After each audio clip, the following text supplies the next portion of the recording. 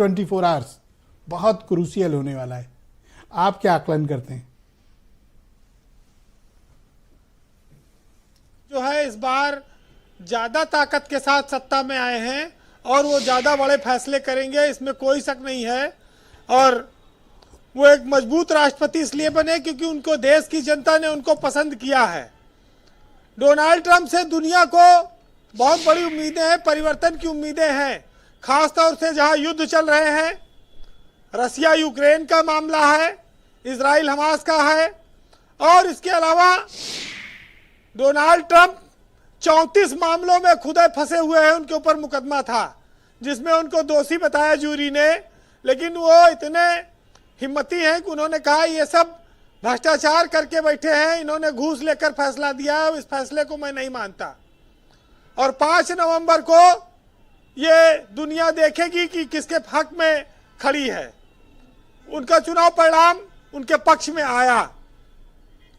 ब्रजेश जी, Trump लगभग 78 साल के हो गए हैं और उनकी ऊर्जा जिस तरह की है वो बहुत दिनों बाद किसी ऐसे दुनिया के नेता में दिखाई पड़ती है जो इतना कड़क हो। और जिस तरह से वो अभी शुरुआत करने जा रहे हैं, आज रात 11:30 बजे के लगभग उनका शपथ ग्रहण समारोह होगा भारतीय समय अनुसार। अमेरिका में तो खैर 12 बज रहा होगा दिन का, लेकिन अभी इससे पहले आग की चुनौतियों से अमेरिका जूझा है और आज वहां पर अत्यधिक बर्फ गिर रही है, बर्फीले तूफान की भी आशंका है और लोगों से कहा गया है कि शपथ ग्रहण के लिए बाहर ना निकलें। लेकिन इसके इतर दुनिया पर कितनी बर्फ गिरेगी और कितनी आग लगेगी ये आने वाले 4 साल में तय होगा। यानी कि 2029 तक का जो समय है इस पूरी दुनिया को बहुत ज्यादा प्रभावित करेगा आने वाला 4 साल। और इस 4 साल में लोगों की अर्थव्यवस्था, महंगाई, तेल, तमाम सारे उद्योग कहां जाकर टिकेंगे ये देखना होगा। इसका आकलन जो लोग बैठे हैं जानकार वो ज्यादा बेहतर कर सकते हैं। हम ये मानते हैं कि भारत के लिए डोनाल्ड ट्रंप एक अच्छे नेता साबित होंगे और वो पहले भी इंडिया का दौरा कर चुके हैं और तब एफडीआई विदेशी निवेश को लेकर उन्होंने काफी बड़े वादे किए थे। और इस बार जब वो आए हैं तो भारत के लिए, उसकी अर्थव्यवस्था के लिए बड़े और सुखद समाचार मिले, खासतौर से तेल के क्षेत्र में और एक्सपोर्ट के सेक्टर में, और जो बड़ी हमारी केमिकल की फैक्ट्रियां हैं और आईटी सेक्टर है, ये सब बहुत बड़े मायने रखते हैं क्योंकि इस देश के बहुत बड़ी संख्या में युवा वहां जाता है। अब ब्रजेश जी, हवाई जहाज से जाने में 15-17 घंटा लग जाता है अमेरिका, और यहाँ का आदमी वहां पहुंच के अवैध घुस गया, सोचो कितना महीना पहुंचा हुए रास्ता। अरे मैक्सिको वाला रूट है ना, बड़ा डेंजरस है। मैंने तो पढ़ा ही है, बल्कि मतलब मेरा तो कोई अनुभव नहीं है, पढ़ा ही है, बहुत डेंजरस है।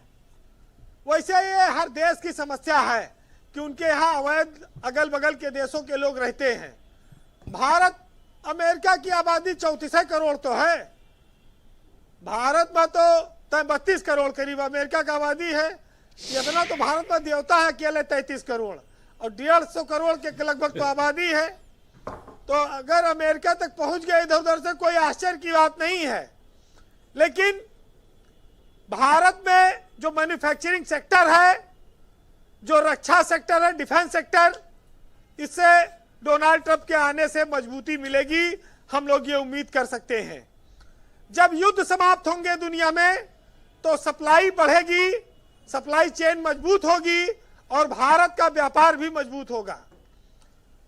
ट्रंप डॉलर को मजबूत करेंगे, इसमें कोई शक नहीं है, और रुपया तब कमजोर हो जाएगा क्योंकि हमको सामान खरीदने पे ज्यादा पैसा खर्च करना पड़ेगा और उसका असर फिर घरेलू महंगाई पर आता है।